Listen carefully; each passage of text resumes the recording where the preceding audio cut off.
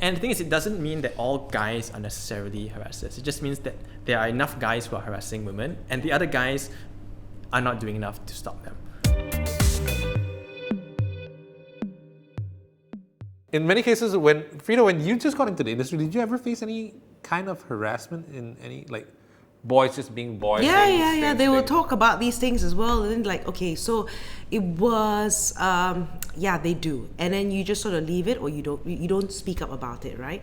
And you just sort of like let it go. And then you've got physical as well. I think every woman would have had some form of harassment. When I was working my first job in the hotel, then I was going to the staff lift. And there was a manager in the lift, and he comes up next to me and he says, "Look, fresh fish," right? And he comes right next to me, and his elbows are touching my tits. Right.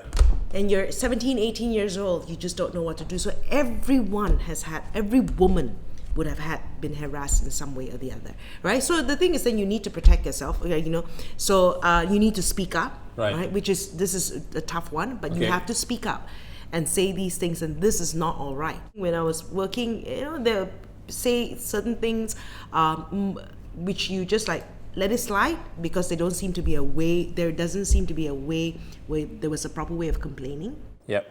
And also you're afraid of losing your job because you're just young and you're like... Not really. I wasn't really afraid of losing my job, but there wasn't a proper recourse, right? There wasn't, you can quit and everything, but that's not, so I think when it comes to these things, right, it wasn't so much that, but I didn't know the process, right, in the early days, right? So now I think more companies are aware of it and there is a way of sorting it out, so that's better, but we would have been faced with some sort of harassment or the other. But as time went on, you are Freda Liu.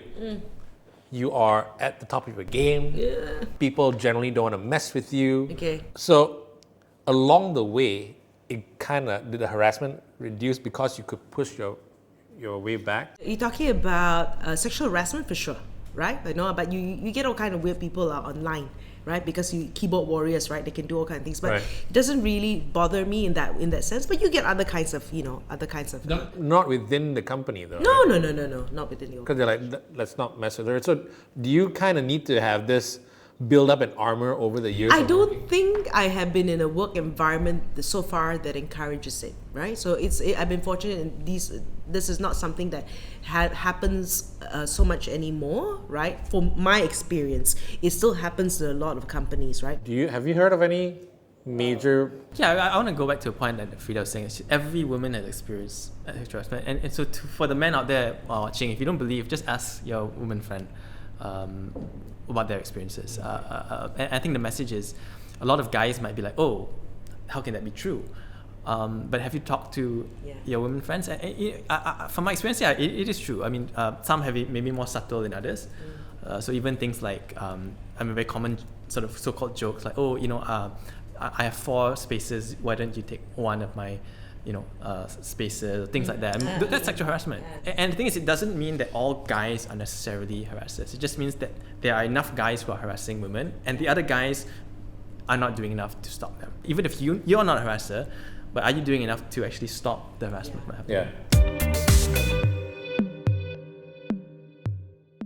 Hey guys, we hope you loved that discussion, but for the full discussion and all our other videos, click right here. And remember, don't be a dick.